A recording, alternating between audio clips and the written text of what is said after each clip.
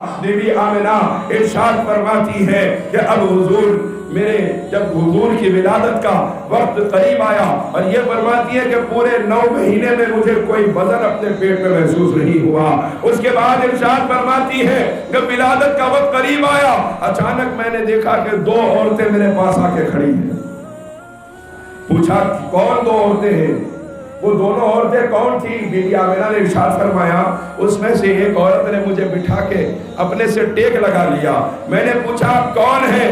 انہوں نے کہا میں وہ ہوں جس نے موسیٰ کی تربیت کی ہے، میں فرعون کی بیوی آسیہ ہوں۔ تو پھر دوسری خاتون سے پوچھا آپ کون ہیں؟ انہوں نے کہا میں عیسیٰ کی ماں مریم ہوں جس کا اللہ نے قرآن میں ذکر فرمایا، ہم سب جانتے ہیں۔ حضرات گرامی یہ دونوں کھڑی تھی کہ بی بی آمنہ فرماتی ہے میں نے دیکھا کہ ایک بڑی تعداد میں اتنی خوبصورت عورتیں کہ ان سے زیادہ خوبصورت عورتیں اس سے پہلے مجھے نظر نہیں آئی تھی۔ ایسی خوبصورت عورتیں کھڑی تھی اور بڑی تعداد میں کھڑی تھی۔ میں نے پوچھا یہ خوبصورت عورتیں کون ہیں؟ بی بی مریم نے جواب دیا جنت سے حوریں آئی ہیں، اور 1-2 نہیں 70,000 حوریں جنت سے اتر گئی ہیں، مکے کی وادی میں پھیلی ہوئی ہے، آپ کے حجرے کو گھیری ہوئی ہے۔ گویا یہ حوریں جواب دے رہی ہے آج اس ذات کی آمد ہے جس کے صدقے ہمیں حسن و جمال عطا کیا گیا ہے۔ حضرات گرامی بی بی مریم نے کہا یہ حوریں ہیں، آپ دیکھیں گی کہ آپ کے پیٹ میں اللہ کا جلوہ منتقل ہو چکا، اللہ اپنا نور آپ کے پیٹ میں منتقل فرما چکا ہے۔ بی بی آمنہ فرماتی ہے سرکار کی ولادت ہوئی، جیسے ہی حضور دنیا میں تشریف لائے، بی بی آمنہ فرماتی ہے میں نے دیکھا میرے پیٹ سے ایسے محسوس ہوا کہ میرے جسم سے ایک نور نکلا اور ساری دنیا اس نور سے روشن ہو گئی، ساری دنیا اس نور سے روشن ہو گئی۔ بی بی آمنہ ارشاد فرماتی ہے پھر اس طرح روشن ہوئی کہ میں نے شام کے محلات کو دیکھا ہے، اور بی بی آمنہ بتا رہی ہے یقیناً وہ نور آیا ہے۔ وہ کون ہے؟ وہ نور آیا ہے جس نے کعبے کی عزت کعبے کو واپس عطا فرمائی ہے۔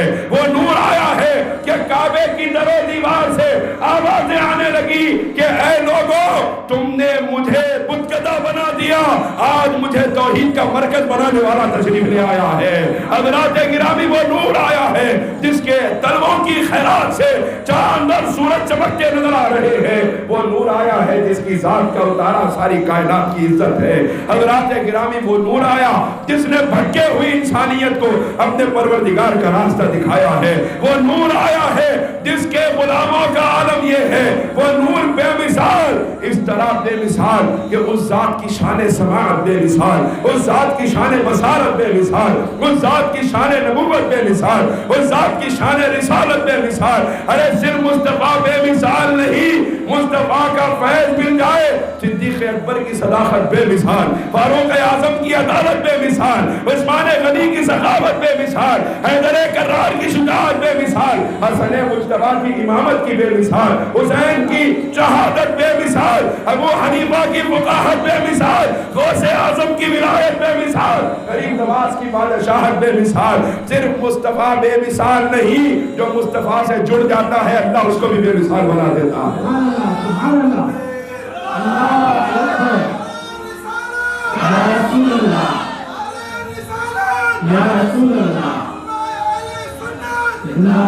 اب میرے سرکار جب تشریف لائے ہیں تو سرکار کے تشریف لانے کی مثال غور فرمائے۔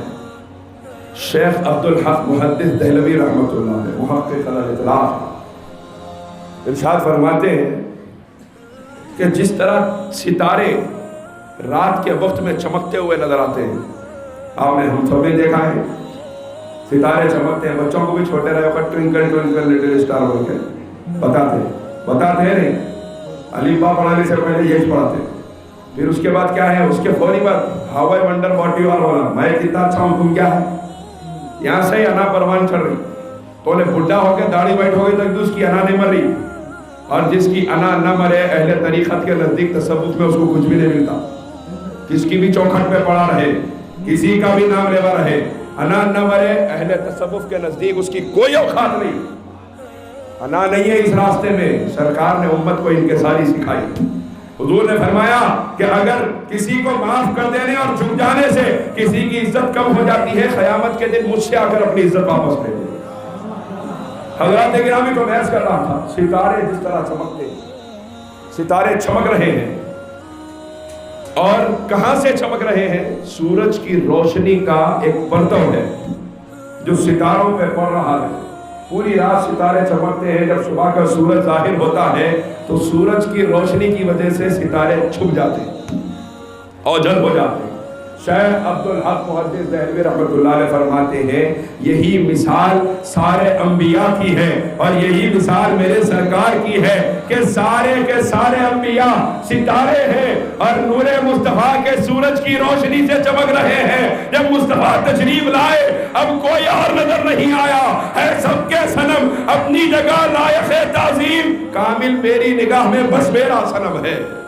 اب قیامت کی صبح تک سرکار کی نبوت کا ڈنکا ہے، قیامت کی صبح تک سرکار کی رسالت کا ڈنکا ہے۔ میرے آقا صلی اللہ علیہ وسلم جب تشریف لائے ہیں، حضرات گرامی بی بی آمنہ کی گود میں مصطفیٰ ہے، اور بی بی مریم کہہ رہی ہے نور خدا تمہارے گود میں منتقل ہو گیا ہے، آج نور خدا تمہارے گود میں جلوگر ہو چکا ہے۔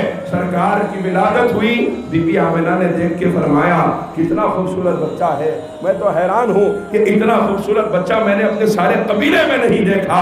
تو سرکار کے دادا حضرت عبد المطلب نے فرمایا کہ آمنہ تمہیں قبیلے میں کہاں سے نظر آئے؟ میں نے سارے مکے میں اور کئی ملکوں کا میں نے دورہ کیا، ایسے سارے ملکوں میں میں نے اتنا خوبصورت بچہ نہیں دیکھا۔ تو صوفیہ فرماتے ہیں اس وقت جبرائیل بھی اگر کھڑے ہوتے وہ کہتے کہ آمنہ آپ کو قبیلے میں کہاں سے نظر آئے، عبد المطلب آپ کو ملکوں میں کہاں سے نظر آئے؟ ارے میں نے تو ساتوں زمینوں ساتوں آسمان کی سیر کی ہے، اس ذات کی قسم جس نے مجھے بنایا ایسا حسین نہ پہلے دیکھا نہ قیامت تک نظر آئے گا۔ ایسا حسین کوئی خدا کی قسم نہیں جیسا میرا صنم ہے، کسی کا صنم نہیں۔ گرامی تاجدار مدینہ صلی اللہ علیہ وسلم بے مثل و بے مثال۔ اب آپ غور فرمائیں، بی بی آمنہ کے گود میں سرکار ہیں۔ ہم نے واقعہ تو سنا ہے کہ حضور نے انگشت مبارک سے اشارہ فرمایا تو چاند دو ٹکڑے ہو گیا، سب نے سنا ہوگا نا، مشہور واقعہ۔ جب چاند دو ٹکڑے ہو گیا اس کے بعد بھی آپ دیکھیں، جب عقلیں سب دیکھنے کے بعد بھی اللہ تعالیٰ ہدایت نہیں دیتا۔ آج صاحب سجادہ جمعہ کے خطاب میں فرما رہے تھے اللہ جس کو ہدایت دیتا ہے وہی رجوع ہوتا ہے۔ آپ دیکھیں ہاتھ میں کنکریاں گفتگو کرنے کے بعد بھی ابو جہل کو ہدایت نہیں ملی، اور بن دیکھے سلمان فارسی کو ہدایت مل گئی ہے، بن دیکھے اویس قرنی کو ہدایت مل گئی ہے۔ اب آپ دیکھیں سرکار کائنات صلی اللہ علیہ وسلم کے ہاتھ سے چاند کا دو ٹکڑے ہونا دیکھا تھا۔ کفار نے پھر بھی بیٹھے مشورہ کر رہے ہیں کیا کیا جائے، جب یہ غار کے اندر جائیں تو بڑی چٹان لگا دی جائے، غار کا منہ بند ہو جائے۔ کوئی کہہ رہا ہے دیواروں کو چین دیا جائے، دروازے بند کر دیے جائیں یہاں تک کہ ان کا دم نکل جائے، نعوذ باللہ، ان کو اندر ہی قید رکھا جائے، سانس نہ ملے، کھانا پینا نہ ملے، دنیا سے چلے جائیں گے۔ تو ابو جہل کا کفر بول پڑا۔ ابو جہل نے کہا لوگوں تم کس کو چٹانوں اور دیواروں میں بند کرنے کی بات کر رہے ہو؟ کیا تمہیں یاد نہیں یہ وہ محمد بن عبداللہ ہے کہ زمین پہ کھڑے ہو کر انگلی سے اشارہ کیا تو آسمان کا چاند پھاڑ کے رکھ دیا تھا، زمین کی چٹانوں کی ان کے سامنے کیا اوقات ہے؟ یہ واقعہ تو مشہور ہے، ہم سب جانتے ہیں کہ آسمان کے چاند کے دو ٹکڑے فرمائے، لیکن شیخ عبدالحق محدث دہلوی نقل فرماتے ہیں بی بی آمنہ ارشاد فرماتی ہے کہ سرکار کو جب جھولے میں ڈال دیا جاتا تو آسمان سے فرشتے اترتے مصطفیٰ کو جھولا دیا کرتے۔ بچوں کو جھولا ماں باپ دیتے ہیں، رشتہ دار دیتے ہیں، مصطفیٰ کو جھولا دینے کے لیے آسمان سے فرشتے اترا کرتے ہیں۔ بی بی آمنہ فرماتی ہے آپ غور فرمائے رات کا وقت ہوتا اور کبھی سرکار اپنی والدہ کی گود میں کھیلتے، کھیل میں مصروف رہتے تو سرکار کھیلتے وقت جس طرف ہاتھ پھراتے تھے آسمان کا چاند اس طرف گھومتا ہوا نظر آتا تھا۔ شق قمر کا واقعہ تو بات کا ہے، ابھی ماں کے گود میں ہے اپنے اختیار کا اعلان فرما رہے ہیں، ابھی ماں کے گود میں ہے اپنی حکومت کا اعلان فرما رہے ہیں۔ آمنہ کے لال صلی اللہ علیہ وسلم، اب بی بی آمنہ فرماتی ہے خیال ہوتا تھا اس بات کا کہ جب بچے روتے تھے تو ان کا دل بہلانے کے لیے ان کا باپ ان کو گھر کے باہر لے جاتا، بازاروں کو گھماتا۔ ہمارے پاس بھی ہوتا ہے، بچے کبھی ایک ساتھ رو رہے ہیں، نہیں خاموش بیٹھ رہے ہیں، باپ ہے چچا ہے لے کے جاتے باہر، لے جا کے گھماتے پھراتے، بچے ذرا دل بہل گیا تو پھر لے کے آ جاتے. تو بی بی آمنہ نے سوچا کہ میرے بچے کا تو باپ نہیں ہے، میرے بچے کو کون دل بہلانے کے لیے بازاروں کی سیر کروائے گا، میرا بچہ کس کی انگلی تھام کر آگے جائے گا، میرا بچہ کس کی انگلی پکڑ کر آگے بڑھے گا، اس کا دل بہلے گا. اور وہاں قدرت اعلان کر رہی ہے کہ آمنہ آپ کا بچہ وہ نہیں ہے جو بازاروں کی سیر کر کے خاموش ہو جائے، آپ کا بچہ وہ نہیں جس کو باپ دادا یا چچا بازاروں کی سیر کروا کے دل بہلائیں گے، آپ کا بچہ وہ ہے جس کو معراج کی رات میں اس کا پیدا کرنے والا ساتوں آسمانوں کی سیر کروائے گا، جنت و جہنم کی سیر کروائے گا، اپنے عرش میں بلا کے فرمائے گا میرے حبیب قریب ہو جا، تیرے اور میرے درمیان کے سارے پردے ہٹ گئے ہیں. حضرات گرامی یہ میرے سرکار صلی اللہ علیہ وسلم فقط آمنہ کے لال کی شان ہے، فقط سرکار مدینہ کی شان ہے. آپ غور فرمائیں آقا کریم صلی اللہ علیہ وسلم کے بچپن ہی سے یہ کیفیات حضور کی ظاہر ہوتی رہی ہیں. انگلی کے اشارے سے چاند کا 2 ٹکڑے ہونا یاد ہے. امام زرقانی نے مواہب میں اور امام بیہقی نے اپنی دلائل النبوہ میں، امام جلال الدین سیوطی نے الخصائص الکبریٰ میں اس روایت کو نقل فرمایا. میں اتنے بڑے بڑے اماموں کے نام اس لیے لے رہا ہوں تاکہ اگر کوئی شک میں پڑھنے والا ہو تو وہ سمجھ لے کہ ہم سنی سنائی نہیں بتاتے ہیں، جو حقیقت ہے وہ سنا رہے ہیں. ہم اپنے دل سے لگا کے نہیں بتاتے ہیں، یوں فرمایا کر کے نہیں سناتے ہیں. حضرات گرامی آپ دیکھیے ان ائمہ نے اپنی کتابوں میں نقل کیا کہ مکے میں قحط پڑ گیا اور بارش نہیں ہو رہی اور سارے لوگ اتنے پریشان ہیں کہ اگر اس سال بارش نہ ہو تو مصیبت ہو جائے گی، اس سال بارش نہ ہو تو پھر لوگ بھوک سے مریں گے. اسی پریشانی کی کیفیت میں مکے کے سارے سردار اس ذات کے پاس گئے جو ان کے نزدیک سب سے زیادہ معتبر، سب سے زیادہ عزت دار اور سب سے زیادہ قریب تھی اللہ کے خدا کے. اس ذات کے پاس گئے، کس کے پاس؟ مولا علی کے بابا جان حضرت ابو طالب کے پاس آئے ہیں اور آ کے حضرت ابو طالب سے کہا ابو طالب دیکھو لوگ قحط سے مر رہے ہیں، دعا کر دو تاکہ بارش ہو جائے. روایتوں میں آتا ہے امام زرقانی نے مواہب میں، امام جلال الدین سیوطی نے خصائص کبریٰ میں، امام بیہقی نے دلائل النبوہ میں نقل فرمایا کہ حضرت ابو طالب گھر سے اس حال میں نکلے ہیں کہ ان کے گود میں محمد مصطفیٰ ہے اور ابو طالب کعبے کی طرف آئے ہیں، کعبے کی دیوار سے حضور کی پیٹھ کو لگا کر کھڑے ہو گئے ہیں اور فرماتے ہیں اس زمانے میں صحابہ روایت فرماتے ہیں کہ اس بچے کو ہم نے دیکھا کہ بس اس گود کے بچے نے اپنی انگلی اٹھائی، آسمان کی طرف اشارہ کیا، دھوپ چلی گئی، بادل آ گئے اور اتنی بارش ہوئی کہ سارا مکہ بارش میں ہو گیا. بچپن سے یہ حکومت و اختیار مصطفیٰ کی ہے. حضرات گرامی اس کے بعد حضرت ابو طالب اپنے کلام میں فرماتے ہیں وہ جس کے چہرے کی وجہ سے بارش برسا کرتی ہے، جو یتیموں اور بیواؤں کے نگہبان بن کر تشریف لائے ہیں. حضرات گرامی میرے آقا صلی اللہ علیہ وسلم کی ذات بے مثل و بے مثال. میرے آقا کو کون سمجھ سکتا ہے؟ میرے آقا کو سمجھنے کے لیے کون چاہیے؟ خود سرکار نے جواب دیا اے ابو بکر میری حقیقت کو میرے اللہ کے سوا کوئی نہیں سمجھ سکتا. اب جو سمجھنے کا دعویٰ کرے وہ جھوٹا ہے. ہم یہی کہتے ہیں کہ بعد از خدا بزرگ تو ہی قصہ مختصر، نہ خدا ہو نہ خدا سے جدا ہو، مصطفیٰ خدا ہی جانے تم کیا ہو، خدا جانے جس نے پیدا کیا. ہماری اوقات نہیں کہ ہم شان مصطفیٰ کو سمجھ سکے. حضرات گرامی تاجدار کائنات صلی اللہ علیہ وسلم کی عظمت و رفعت کا یہ عالم ہے کہ بی بی حلیمہ سعدیہ ارشاد فرماتی ہیں، بی بی حلیمہ سعدیہ جو حضور کی دائی ہیں، وہ فرماتی ہے میں مکہ گئی تھی، اونٹنی بیمار تھی، مشہور واقعہ ہے، تفصیل کی طرف نہیں جاؤں گا وقت کم ہے.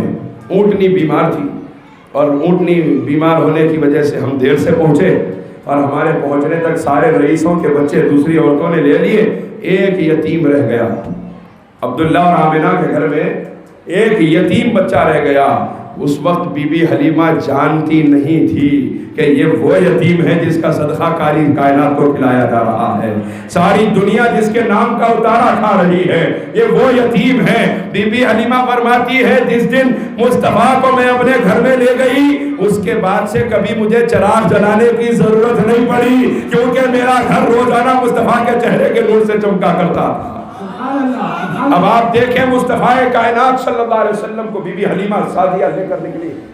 بی بی حلیمہ سعدیہ فرماتی ہے میں جب گئی خیال ہوا خالی ہاتھ جانے سے تو اچھا ہے اسی بچے کو لے کر جائیں، زیادہ پیسے اگرچہ نہ ملے لیکن چلو اسی بچے کو لے کر جائیں۔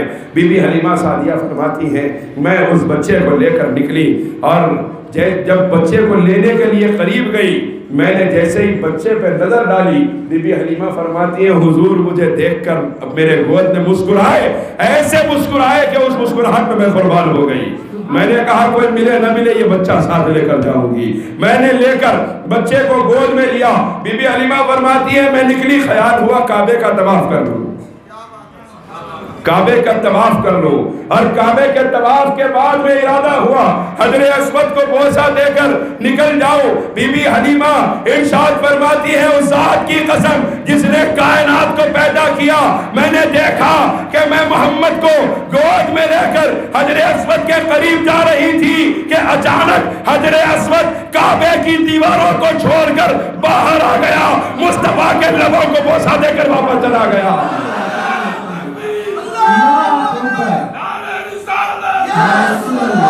ایسی شان والا نبی اللہ نے ہم غلاموں کو عطا فرمایا ہے، کیا اپنی قسمت پہ ناز کریں، صرف دنیا میں نہیں قیامت کا دن ہوگا، میدان محشر ہے۔ مصطفیٰ فرماتے ہیں میں سر سجدے میں رکھوں گا، میرا رب فرمائے گا محبوب کیا چاہتے ہیں سر اٹھائیے، میں کہوں گا کہ میرے مالک جب تک میرا ایک ایک امتی جہنم سے نکال کر جنت میں نہ ڈال دیا جائے میں سر کو سجدے سے نہیں اٹھاؤں گا۔ جواب آئے گا مصطفیٰ اپنے سر کو سجدے سے اٹھا لیجئے، آج میدان محشر میں ہماری عزت کی قسم وہی ہوگا جو پیارے تیری زبان سے نکل جائے گا، جو مصطفیٰ کی زبان سے نکلے گا وہ میدان محشر کا مقدر ہوگا۔ فقط یہی سبب ہے روز محشر کے انعقاد کا، تمہاری شان محبوبی دکھائی جانے والی ہے، شان محبوبی بھی نظر آئے گی اور مقام محمود بھی نظر آئے گا۔ یہ مقام محمود کیا ہے؟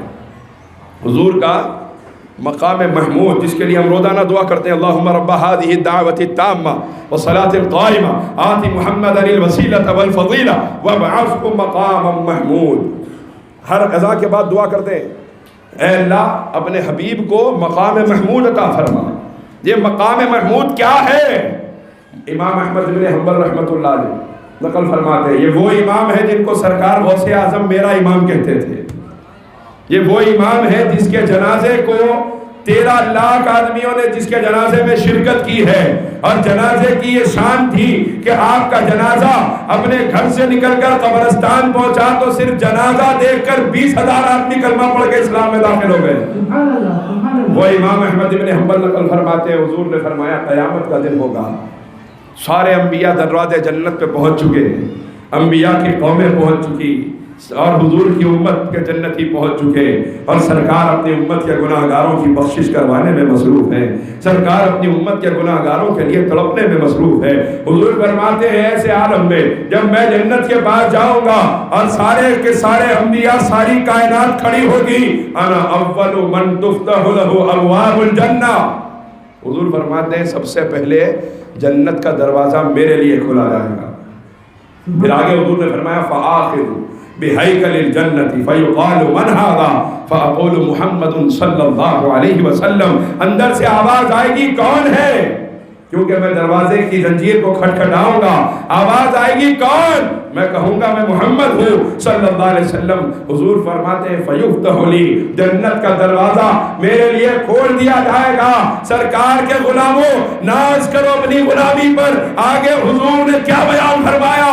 حضور فرماتے ہیں جنت کا دروازہ میرے لیے کھولا جائے گا اور میں اس حال میں جنت میں داخل ہو رہا ہوں گا، فَيَسْتَقْبِلُنِي الْجَبَّارُ تعالیٰ، کہ خود اللہ جنت کے دروازے پر میرے استقبال کے لیے کھڑا ہوگا۔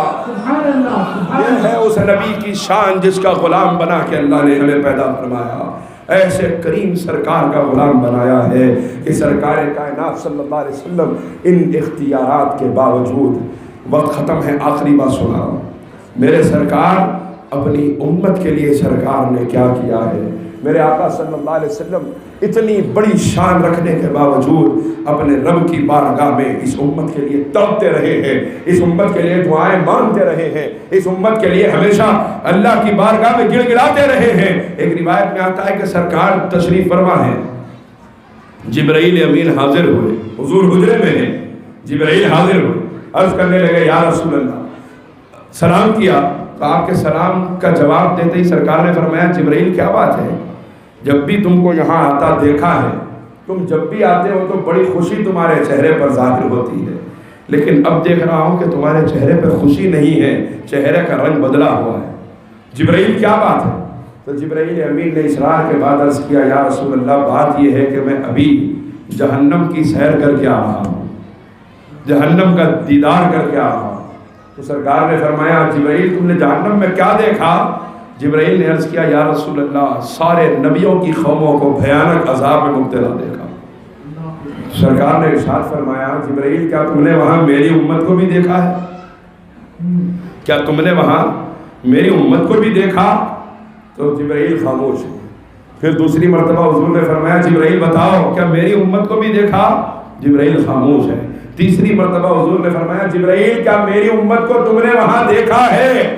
جبرائیل امین نے عرض کیا یا رسول اللہ آپ کی امت کو بھی، آپ کی امت کے گناہگاروں کو بھی جہنم میں جلتا ہوا دیکھ کر آ رہا ہوں۔ روایتوں میں آتا ہے میرے آقا صلی اللہ علیہ وسلم کی اتنی زور سے آپ روئے کہ آواز بلند ہو گئی، سرکار کی ہچکیاں لگ گئی، میرے سرکار کی آنکھوں سے آنسو جاری ہے اور میرے سرکار جبرائیل کی موجودگی ہے، لیکن بے چینی کے عالم میں حجرے مبارک سے باہر نکل گئے، حجرے سے باہر نکل کے مسجد نبوی میں آئے، بہت دیر تک سجدے میں تڑپتے رہے، بلکتے رہے، یا ربی حبلی امتی، اللہ میری امت کے ہوا معاملے کو میرے حوالے کر دے، اللہ میری امت کو عذاب نہ دے، میری امت کو میرے حوالے کر دے۔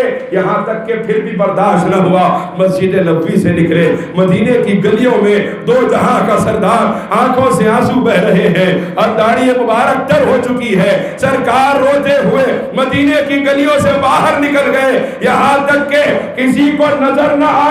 ایک نماز کا وقت گزر گیا، صدیق اکبر نے نماز پڑھائی، دوسری نماز کا وقت آیا، ایک دن گزر گیا، دوسرا دن گزر گیا، تیسرا دن گزر گیا، سرکار پلٹ کے نہیں آئے، صحابہ حیران ہیں اور کوہرام مچا ہوا ہے ان کے گھروں میں۔ صحابہ ہمارے جیسے نہیں تھے، وہ عاشق رسول ہوا کرتے تھے، وہ تڑپ جاتے تھے، انہوں نے تو سب کچھ مصطفیٰ میں قربان کر دیا تھا۔ صحابہ کے گھروں میں یہ گفتگو ہو رہی ہے کہ کہیں اللہ نے اپنے محبوب کو زندہ حضرت عیسیٰ کی طرح آسمان پہ تو نہیں اٹھا لیا ہے۔ اسی بے چینی میں عالم میں 3 دن گزر گئے، سرکار کے عاشق صحابہ مدینے کے باہر حضور کو ڈھونڈتے ہوئے پھیل پڑے ہیں، اور یہاں تک کہ صحابہ کرام کے ایک وفد نے دیکھا کہ ایک چرواہا ہے جو بکریاں چرا رہا ہے، اس چرواہے سے جا کے پوچھا کیا تو نے ہمارے سرکار کو دیکھا ہے؟ کیا تو نے ہمارے نبی کو دیکھا ہے؟ کیا تو نے اللہ کے محبوب کو دیکھا ہے؟ تو وہ چرواہا جواب دیتا ہے میں نہیں جانتا کہ تمہارا نبی کون ہے، میں نہیں جانتا کہ اللہ کا محبوب کون ہے، میں نے تمہارے نبی کو کبھی دیکھا نہیں ہے، لیکن ایک بات ضرور ہے کہ وہ غار ہے، مدینہ جانے والے جانتے ہیں آج بھی مدینہ پاک میں غار سجدہ موجود ہے۔ حضرات گرامی اس چرواہے نے کہا یہ غار ہے، میں روزانہ دیکھ رہا ہوں کہ اچانک اس غار سے کسی کے تڑپ کے رونے کی آواز آتی ہے، جب وہ آواز بلند ہوتی ہے میری بکریاں بھی ان کے ساتھ رونے لگ جاتی ہے، یہ چٹان بھی ان کے ساتھ رونے لگ جاتے ہیں، یہ پہاڑ بھی ان کے ساتھ رونے لگ جاتے ہیں، میں دیکھتا ہوں کہ زمین کے ذرات ان کی آواز سن کے تڑپ رہے ہیں، مچل رہے ہیں۔ صحابہ سمجھ گئے ہمارے سرکار ہے، وہ دوڑے ہوئے غار سجدہ کے اندر داخل ہوئے۔ صحابہ نے یہ منظر دیکھا، 2 جہاں کا سردار ہے، سر اقدس سجدے میں ہے، آنکھوں سے آنسو جاری ہے، زبان پہ یہ نہیں ہے کہ میری اولاد کو نہ قربان کرنا، نہ یہ ہے کہ میرے خاندان کو مار دینا، نہ یہ ہے کہ میری اولاد کو دنیا دینا. سرکار مانگ رہے ہیں یا ربی حبلی امتی، اللہ میری امت کا معاملہ میرے حوالے کر دے. سرکار تڑپ رہے ہیں. سرکار کے سارے صحابہ سجدے میں گر گئے. یا رسول اللہ سر اٹھائیے، اللہ آپ کی نہ سنے گا تو پھر کس کی سنے گا؟ جبرائیل امین حاضر ہوئے، عرض کرنے لگے یا رسول اللہ مبارک ہو.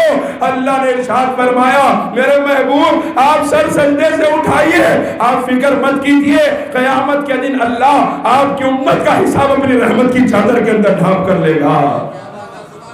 ہم گناہگاروں کو یہ عزت جس نے دلوائی ہے، اس نبی کی سنت چھوڑتے ہوئے میں شرم نہیں آتی؟ اس نبی نے فرمایا نماز میری آنکھوں کی ٹھنڈک ہے، اور بے غیرتی کے ساتھ ہم نماز چھوڑ کے سو جاتے ہیں. یہ ہے محبت، یہ ہے محبتوں کا صلہ، یہ ہے قربانیوں کا بدلہ جو ہم دے رہے ہیں. حضرات گرامی، اپنے آپ کو بدلنے کی ضرورت ہے، اپنے آپ کو یہ بتانے کی ضرورت ہے کہ میں کسی ٹی وی پہ ناچنے والے کا غلام نہیں ہوں، میں محمد مصطفیٰ کا غلام ہوں. سرکار فاروق اعظم ارشاد فرماتے ہیں حضرت حما سے گزرے، آخری بات اجازت ہے تو سنا تو آخری بات ہے، حضرت حما سے گزرے سرکار فاروق اعظم، وہ عمر ابن خطاب جس کے بارے میں حضور نے ارشاد فرمایا کہ 7 آسمانوں کے فرشتوں میں ایک بھی فرشتہ ایسا نہیں ہے جو عمر کا احترام نہیں کرتا. میرے سرکار نے ارشاد فرمایا قیامت کے دن اللہ تعالیٰ میری امت میں سب سے پہلے جس کو خود سلام کرے گا، مصافحہ فرمائے گا، ہاتھ پکڑ کے سب سے پہلے جنت میں داخل کرے گا، وہ عمر ابن خطاب ہے. حضور نے فرمایا عمر تو جس راستے پہ چلتا ہے شیطان راستہ بدل کے چلا جاتا ہے.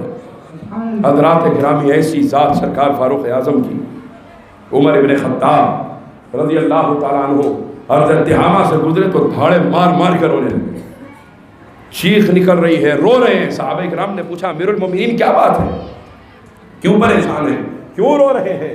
سرکار فاروق اعظم نے ارشاد فرمایا یہ وہ زمین ہے، مجھے یاد آ رہا ہے کہ یہاں پر میرے باپ نے مجھ سے کہا تھا کہ اے عمر ان 5 اونٹوں کو ایک لائن میں کھڑا کر دے. میں اس طرف والے کو آگے کرتا تو اس طرف والا پیچھے ہو جاتا، اس کو آگے کرتا تو یہ پیچھے ہو جاتا، دونوں کو برابر کرتا تو درمیان والے آگے پیچھے ہو جاتے. میرے باپ نے مجھ سے کہا کہ تو خطاب کا بیٹا ہے اور تو اتنا بھی نہیں جانتا کہ اونٹوں کو صف میں کیسے کھڑا کیا جاتا ہے. یہ کہنے کے بعد سرکار فاروق اعظم پھوٹ پھوٹ کے رونے لگے. ارشاد فرمایا لوگوں میں وہی عمر ہوں جو 5 اونٹوں کو ایک صف میں کھڑا نہ کر سکتا تھا، اور آج وہی عمر 23 لاکھ مربع میل پر اکیلا حکومت کر رہا ہے. تو میری حقیقت کی وجہ سے نہیں، مصطفیٰ کی غلامی کا صدقہ ہے. ہماری عزت محمد مصطفیٰ کی غلامی ہے، نہ توبہ پر، نہ تقوی پر، نہ زہد و ارتقاء پر ہے. ہمارا ناز جو کچھ ہے محمد مصطفیٰ پر ہے صلی اللہ علیہ وسلم. لیکن صرف ناز کریں گے نمازیں چھوڑیں گے، صرف ناز کریں گے نبی کی سنت ٹھکرائیں گے، صرف ناز کریں گے نبی کی محبت کے دعوے کریں گے، حقیقت میں کچھ نہیں کریں گے. حضرت عبداللہ ابن مسعود رضی اللہ تعالیٰ عنہ وہ صحابی ہیں جن کے بارے میں سرکار نے ارشاد فرمایا کہ اگر کوئی قرآن کو اس طرح پڑھنا چاہے جس طرح وہ نازل ہوا ہے تو عبداللہ ابن مسعود کے دروازے پر چلا جائے. وہ حضرت عبداللہ ابن مسعود سرکار کائنات صلی اللہ علیہ وسلم جمعہ کے دن خطبہ بیان فرما رہے ہیں، اور خطبے کے دوران سرکار نے دیکھا کہ کچھ صحابہ ہیں جن کے آنے میں دیر ہو گئی. وہ دروازے پر کھڑے ہیں اور کھڑے ہو کر خطبہ سن رہے ہیں. ہمارے پاس بھی ہوتا آنے میں دیر ہو جاتی، اچھا ان کو کبھی کبھی ہوتی تھی، ہمارے کو ہمیشہ ہو جاتی. کئی کے واسطے وہ تو 11 بجے تو یاد آیا ارے پچھلے جمعے کو نماز پڑھ کے آیا تھا، پھر جانا ہے. فوری کیا کر رہے ہو؟ پانی نہا کے تیار ہو کے مسجد کو آیا. بعض وہ ہیں جو دکان پہ بیٹھے رہے ہیں، امام صاحب کا بیان ختم ہوا تو جاتا. جیسا کہ امام صاحب کا بیان ختم ہونے سے پہلے روک لگی ہوئی ہے، مسجد میں نہیں آ سکتے، نو ماسک نو انٹری والے جیسا قصہ ہے، وہ نہیں آ سکتا انہیں مسجد کے اندر. لہٰذا کیا کرنا ہے، امام صاحب ختم کرے تو جاتا. کون بیٹھ کے سنیں گا بھائی، کیا ضرورت میرے کو سننے کی، میرے کو مرنا تھوڑے سے. قیامت کے دن سو مرے تو بوریاں اٹھانے کو تو کوئی رہنا نا، میں کر لیتا ہوں وہ کام. میرے کو مرنا تھوڑے سے، میں کہیں کو سنوں جا کے قرآن حدیث. امام صاحب کا بیان ختم ہوا، آ کے روز ہر جمعے کو دیکھے تو ٹھہرے گئے. اچھا بڑی مشکل سے ٹھہرے، وہ بھی وضو کی لائن میں ٹھہرے، آ کے سامنے خطبہ سننے ٹھہرے، پھر اس کے بعد نماز پڑھے. دعا تک رکے تو رکے، نہیں تو فوری نکل کے فرار. ایسا محسوس ہوا 5 سال سے جیل میں تھا، اب بھی چھوڑے اس کو، جبکہ حضور فرماتے ہیں المؤمن فی المسجد کالسمک فی الماء، مومن مسجد میں ایسے رہتا ہے جیسے مچھلی پانی کے اندر رہتی ہے۔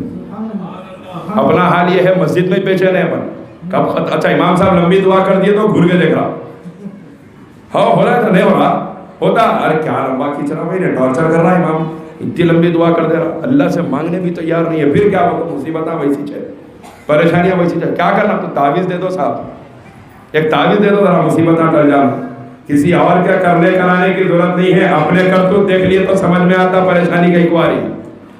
سال بھر جس کے گھر میں قرآن کی تلاوت کی آواز بلند رہو اور دن بھر رات بھر ٹی وی کے ناچ گانے چلتے رہے، اس گھر میں رحمت نہیں اترے گی، عذاب ہی اترتا ہے، عذاب ہی اترتا ہے۔ پہلے مائیں بچوں کو دودھ پلاتی تھی تو قرآن پڑھا کرتی تھی، اب کیا ہے، سیریل چل رہا دودھ پلا ہے، اب کیا ہے، حاملہ عورت ہے اس کو پوری سیریلوں کی فکر ہے، فون اٹھائی وہ سیریل میں یہ ہوا، یہ سیریل میں وہ ہوا، ایسا دکھ رہا فرض کام ہے۔ اچھا 4 عورتیں شادی میں جمع ہوئے تو ان کو بھی ضروری ہے، سیریلوں کی بات کرنا ضروری ہے، انہیں ایسا کرا انہیں ویسا کرا، ایسا دکھ رہا سارے جہاں کا غم ان کو ہے۔ ہاں نہیں ہے، غلط بول رہا ہوں، غلط ہے تو بولو کوئی، کچھ بھی غلط نہیں ہے، سب دیکھے سب ہنستے ہوئے سر ہلا رہے ہیں، سب سمجھ گئے، ہاں یہ حقیقت ہے، یہ ہمارا معاشرہ ہے۔ لیکن جب ماؤں نے اپنی اولادوں کو دین سکھانا چاہا تھا، جب ماؤں نے اپنی بچوں کو قرآن پڑھتے ہوئے دودھ پلایا تھا، جب ماں حاملہ ہوتی تھی تو دن رات مصطفیٰ پہ درود پڑھا کرتی تھی، وہ مائیں تھی جن کی گودوں میں عبد القادر جیلانی، معین الدین اجمیری کھیلا کرتے تھے۔ اور آج ہمارے گھرانے جو برے حالات ہیں، وجہ کیا ہے؟ آج شوہر جا کے بیوی کو پوچھتا گھر میں کتنے ہوں گے، اللہ ماشاءاللہ اتنے مجمع میں سے روزانہ جا کے پوچھ رہے ہیں کتنے نمازہ پڑھے آج، پوچھتے کیا پکا ہے، پوچھتے یہ پکا ہے نکالو دستر، بھوک لگ رہی خصہ ختم، کھائیں گے سو جائیں گے۔ اچھا نہیں پوچھتے، کئی کو نہیں پوچھتے، اگر پوچھے بیوی سے کتنے نمازہ پڑھے، بیوی پلٹ کے پوچھی تم کتنے پڑھے، ہو جاتا کام، ہو جاتا وہاں پہ۔ اس واسطے اپنی عزت برقرار رکھ لو، آرام سے جاؤ، کھانا کھاؤ، سو جاؤ۔ یاد رکھیے خبر کے کیڑوں سے کسی کی رشتہ داری نہیں ہے، کسی کا تعلق نہیں قبر کے فرشتوں سے، جو عذاب ہے وہ ہو کر رہے گا۔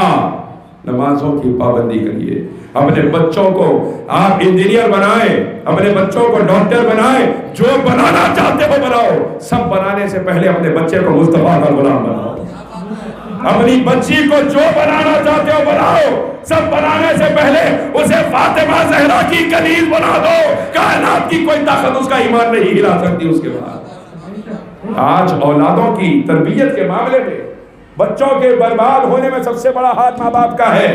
کریلا زمین میں ڈال کے بیٹھ گیا، آم نکلنا بن کے نکلتا، قیامت تک کریلا ہی نکلتا وہاں پہ، یقین مانیے یہ حقیقت ہے۔ جبکہ ایک باپ نیک ہوتا ہے، پھر ایک بات آ رہی ذہن میں ہے، اجازت ہے، میں ارادہ نہیں تھا لیکن یہ اللہ کی طرف سے حضرت کا فیض ہے، جو بات ایک اور ذہن میں آ رہی ہے، اس کا تو آخری بات، آخری یہ آخری، آپ لوگ بولیں کہ آخری بولتے جا رہا دیتے جا رہا، انہیں خود جھوٹا ہے، ایک بول رہا 4 بول رہا بول کے بول کے ایسا ہے تو روک دیتا ہوں، ہے اجازت ہے، ذرا ہاتھ اٹھاؤ کس کی طرف سے اجازت ہے؟ چلو الحمدللہ، اللہ سلامت رکھے آپ کے جذبے کو۔ حضرات اب آپ دیکھیں باپ جب نیک ہوتا ہے تو اولادوں کے ساتھ کیا کیا جاتا ہے۔ حضرت موسیٰ علیہ السلام اور حضرت خضر علیہ السلام کا واقعہ رب کریم نے قرآن پاک میں بیان فرمایا۔ خضر علیہ السلام کو گئے موسیٰ علیہ السلام ڈھونڈے، ان کے ساتھ رہے، عجیب عجیب کامہ دیکھے، کشتی توڑ دیے، فلاں کو مار دیے، یہی دیکھ رہے ہیں، پریشان ہیں، مگر پوچھنے کی اجازت نہیں ہے، پوچھتے انہوں بولے میرے ساتھ نہیں رہنا۔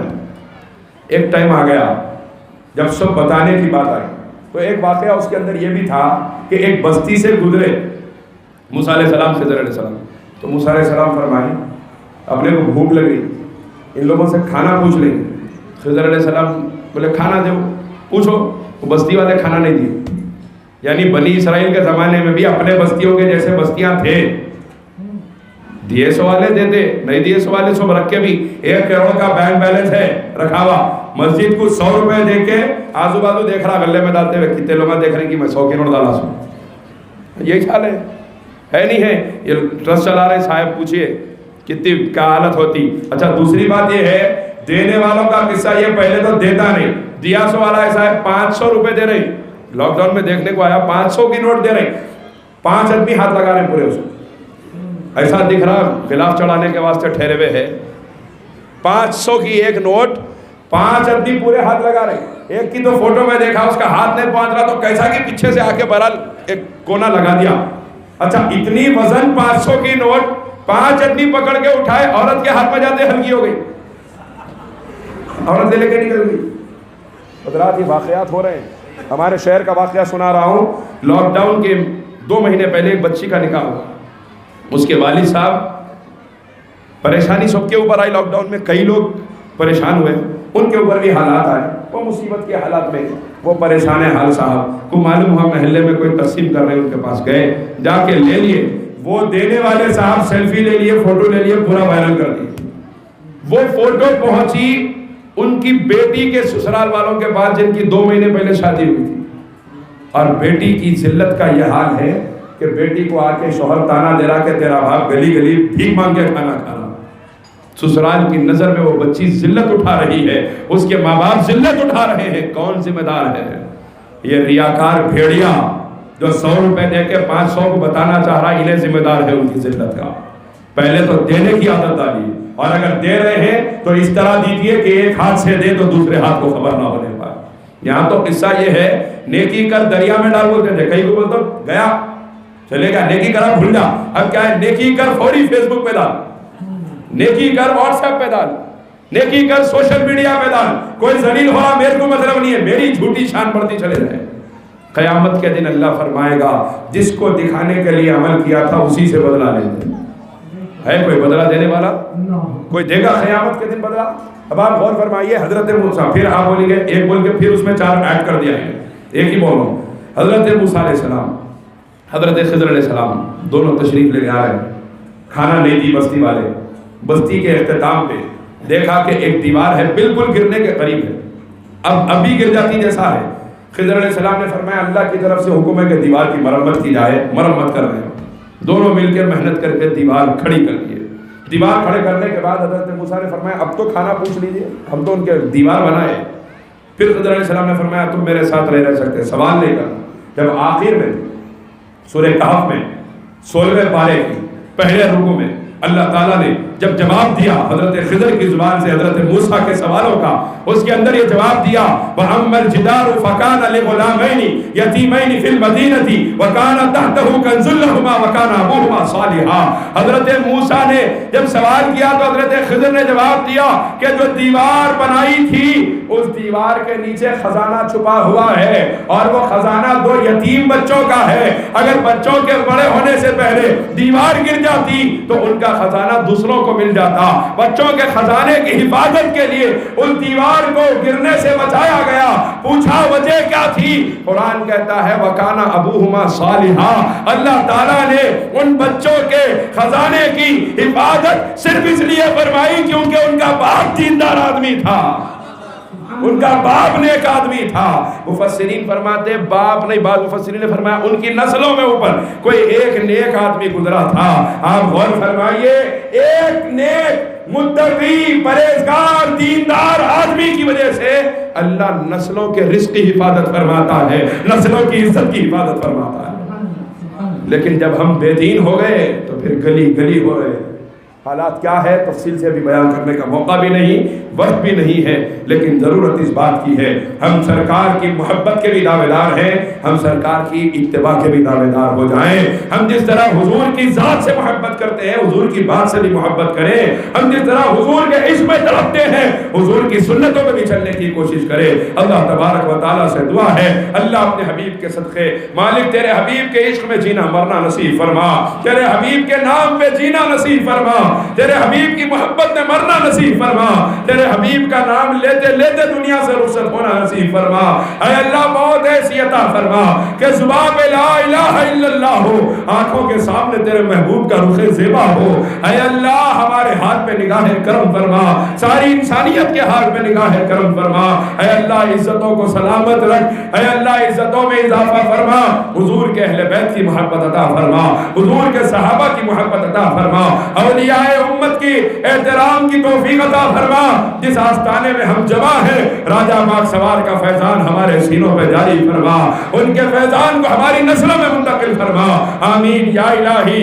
یہ دعا ازمن گردت قبول از طفیل پنجتن بحر غوث اعظم و خواجہ خواجگان زمن از طفیل بندہ نواز سلطان و خواجہ دکن چو نام محمد آوردا شد بندہ نواز ہر بندہ سلطان دکن شد پائندہ اے جان رسول ابھی مدد لی خمسۃ نطفی بہا حر الوباء الحاطبہ المصطفیٰ والمرتبہ وبناہما والفاطمہ وآخر دعوانا الحمدللہ رب العالمین.